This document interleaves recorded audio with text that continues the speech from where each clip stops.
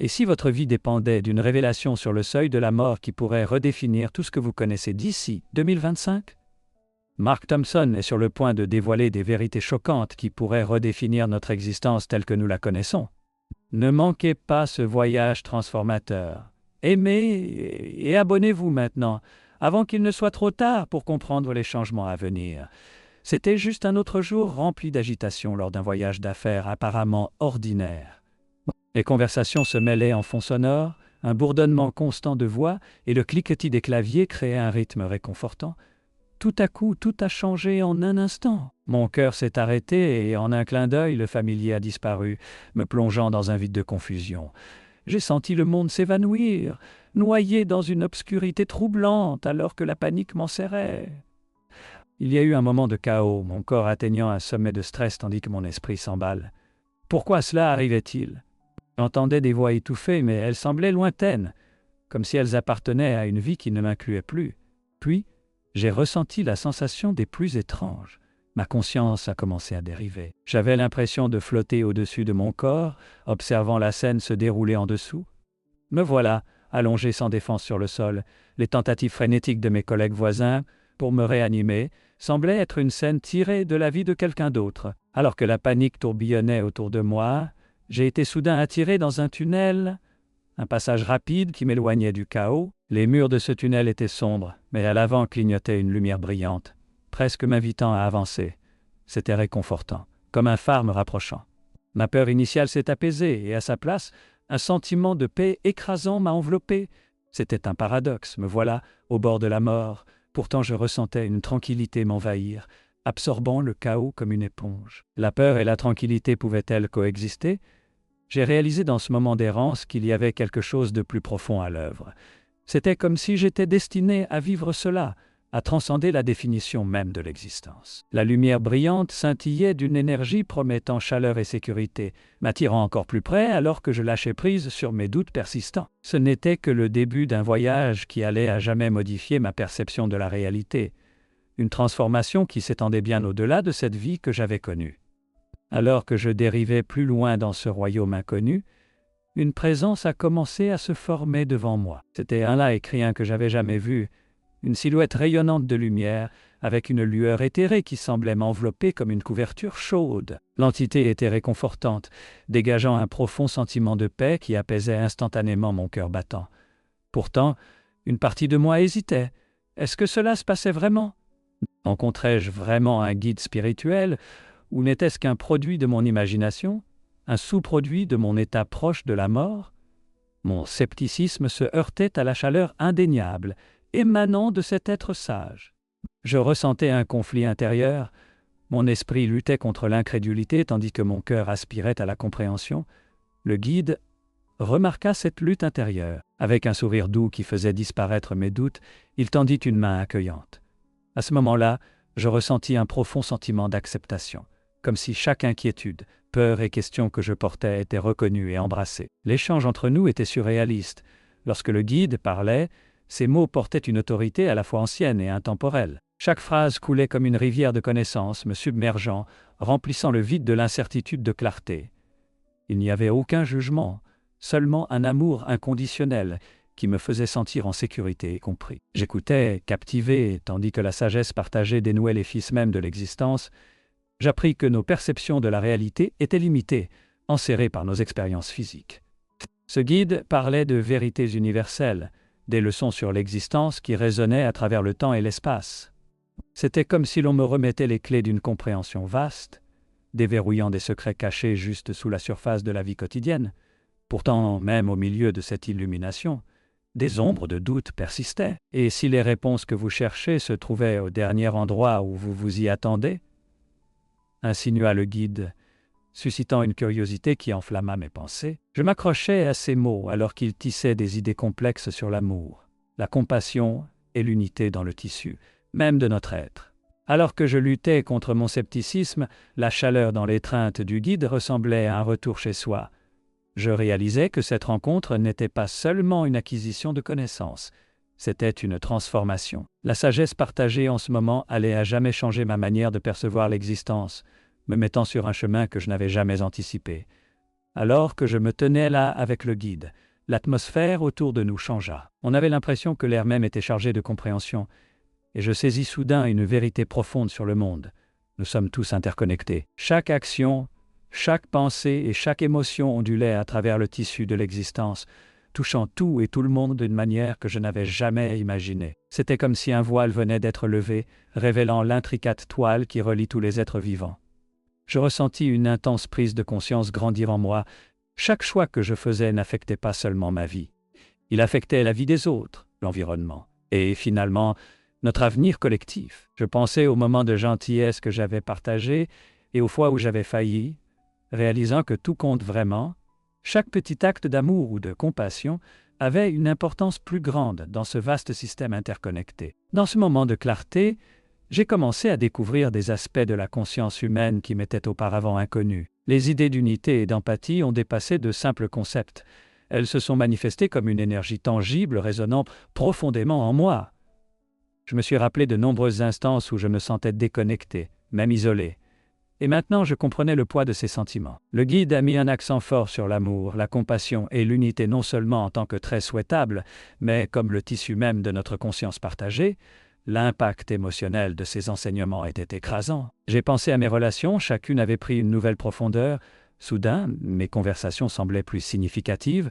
Chaque interaction semblait porter un sens plus profond. Je me suis surpris à réfléchir aux fois où j'avais pris mes proches pour acquis. Il était clair que j'avais été invité à me réengager à vivre avec intention et conscience, en reconnaissant que chaque moment était une chance de contribuer positivement à l'expérience collective. Alors que je prenais conscience de ces révélations, l'urgence de transformer ma compréhension de la vie grandissait en moi. Je réalisais que ce réveil n'était pas la fin, mais simplement le premier aperçu d'un voyage beaucoup plus vaste attendant d'être exploré, mais que signifie réellement être interconnecté avec tous les êtres vivants. Alors que je flottais dans cet espace entre la vie et la mort, des visions inondaient mon esprit. Ce n'étaient pas que de simples images éphémères, elles semblaient être des messages, des vérités profondes atteignant vers moi au sujet de ce qui allait venir. C'est durant cette expérience que j'ai compris la signification vitale de l'année 2025. J'ai été témoin de changements écologiques alarmants par leur intensité. Les forêts diminuaient, les conditions météorologiques se déformaient en chaos, et les océans, autrefois berceaux de la vie, étaient de plus en plus étouffés par la négligence humaine. La révélation m'a frappé durement. Nous devons agir maintenant en tant que gardiens de notre planète. Puis j'ai ressenti une présence, mon guide, leur voix résonnait avec une urgence que je peux encore entendre. La coopération mondiale est essentielle. La communication est la clé pour surmonter les dangers à venir. Ce n'était pas seulement une question de changement écologique, c'était un appel à l'humanité. Les pays doivent s'unir, partageant ressources et connaissances comme jamais auparavant. Les divisions politiques doivent se dissoudre face à notre survie collective. La camaraderie que j'imaginais était quelque chose que je désirais dans mon propre monde, et j'ai ressenti un espoir écrasant. Mais cet espoir était accompagné d'avertissements. Je pouvais voir les ombres des disruptions technologiques s'insinuer dans la société. À mesure que les avancées s'accéléraient, je réalisais que toute la technologie ne bénéficierait pas à l'humanité. Il y avait des menaces cachées sous l'attrait du progrès, abus de pouvoir, invasion de la vie privée, et des inégalités socio-économiques qui pourraient fracturer nos communautés. Ces prédictions pesaient lourdement sur mon cœur. À quoi ressemblerait notre société si nous restions ignorants de ces dangers? Dans ce moment de clarté, mon guide a souligné quelque chose de crucial, une urgence pressante. C'est un moment décisif, a-t-il dit. J'ai ressenti la chaleur de ces mots allumer un feu en moi. J'ai compris que je ne pouvais pas garder ces révélations pour moi. Je devais partager ce que j'avais vu et ressenti. Les changements imminents ressemblaient à une tempête lointaine, mais je pouvais sentir les vents se lever. Nous devions nous préparer. Aborder ces révélations est devenu ma mission, et je me suis mis à me demander comment les changements dans notre environnement redéfiniront-ils ce que signifie vivre de manière durable? C'est une question que je porte en moi et j'espère qu'elle résonne en vous. En revenant à ma vie, cette urgence m'a poussé à communiquer avec les autres, les incitant à s'éveiller à la réalité de notre existence interdépendante. Dès mon retour, tout dans ma vie semblait remodelé par l'expérience que je venais de vivre. Le scepticisme qui avait jadis assombri mes pensées commençait à céder la place à une ouverture que je n'avais jamais anticipée. J'avais mis de côté les idées spirituelles, pensant qu'elles n'étaient que des illusions ou des mythes de réconfort, mais maintenant, je voyais le monde sous un jour nouveau, et cela a changé ma manière d'interagir avec tout ce qui m'entourait. Dans les semaines et les mois suivant mon expérience de mort imminente, mes relations se sont transformées. J'ai commencé à privilégier ces connexions qui comptaient vraiment, passant du temps avec des personnes qui apportaient joie et sens à ma vie. Les conversations se sont approfondies, et je suis devenu plus attentif aux sentiments et aux besoins des autres. Les simples réunions étaient devenues des moments précieux, plutôt que des interruptions de mon emploi du temps chargé. Je réalisais à quel point il était facile de laisser le quotidien filer, mais après l'expérience, chaque interaction semblait significative, tissant une tapisserie plus riche d'expériences partagées. Le plus grand changement, cependant, a été dans ma manière de voir la vie elle-même. Là où je me concentrais autrefois sur ce qui allait mal ou ce dont je manquais, j'ai appris à accueillir la gratitude. Une tasse de café le matin est devenue une routine chérie plutôt qu'un simple besoin de caféine. J'ai commencé à voir la beauté dans la banalité, le son des rires, la chaleur du soleil, et même le rythme prévisible de ma vie quotidienne. Ces moments autrefois pris pour acquis suscitent maintenant une profonde appréciation. Au cœur de cette transformation se trouvait un désir, une intense envie d'aider les autres à comprendre ces révélations que j'avais acquises. Ce n'était plus seulement ma quête, il devenait évident que je devais partager ce que j'avais appris. Je voulais montrer aux autres à quel point nous sommes tous interconnectés, et comment s'éveiller à cette vérité pouvait améliorer leur vie.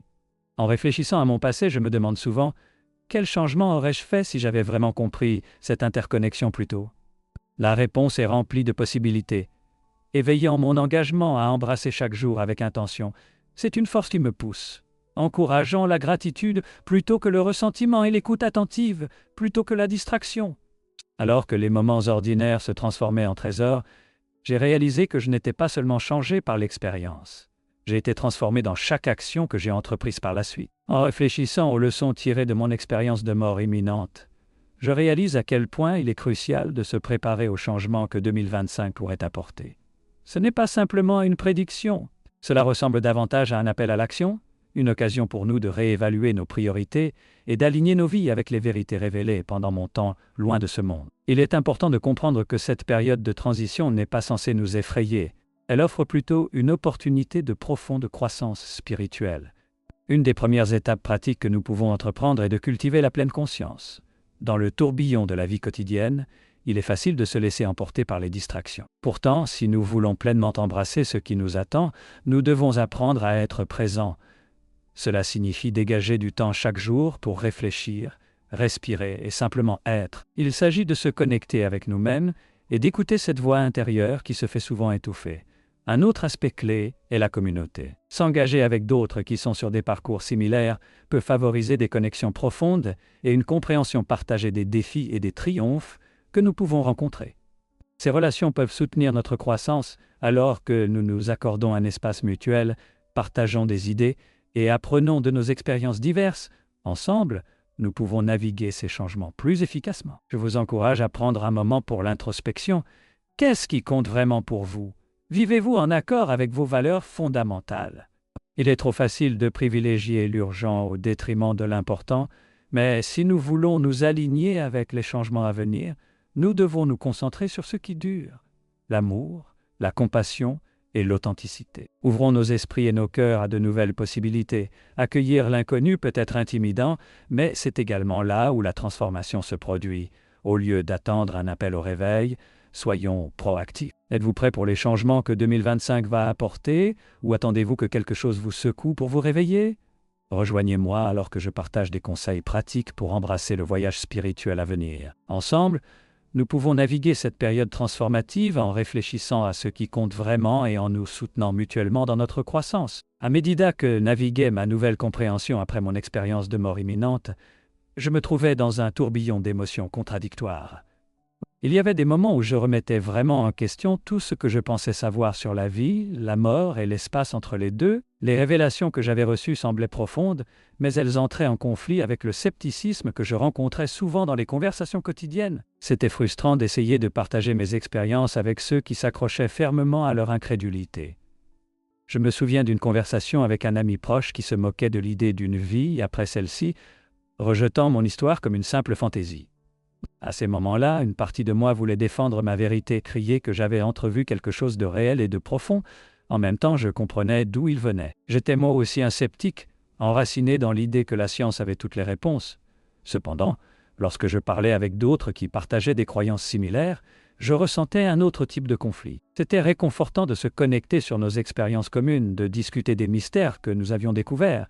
Pourtant, je remarquais qu'au sein de ces cercles, des divisions existaient. Chacun de nous avait ses propres interprétations, façonnées par des parcours et des expériences personnelles. Cela soulignait la nécessité d'ouverture. D'une ouverture à évoluer dans notre compréhension, et d'accepter que nos chemins, bien que uniques, peuvent se croiser. Les luttes que je vivais à l'intérieur résonnaient avec le parcours que beaucoup empruntent dans leur quête de compréhension spirituelle. Il n'est pas facile de concilier les anciennes croyances avec les nouvelles révélations. Cela nécessite patience et compassion, tant pour nous-mêmes que pour les autres.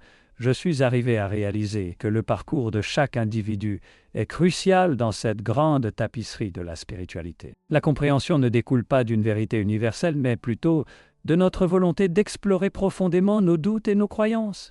Laisseras-tu tes doutes te confiner, ou chercheras-tu la vérité au-delà d'eux? C'est une question que je continue à méditer, qui invite à la réflexion personnelle.